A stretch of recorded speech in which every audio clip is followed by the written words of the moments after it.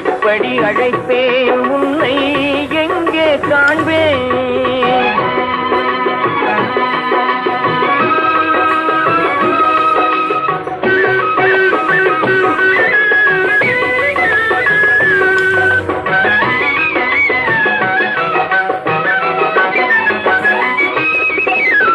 ஆறுபடை வீடெங்கும் தேடி வந்தேனப்பா, அங்கெங்கும்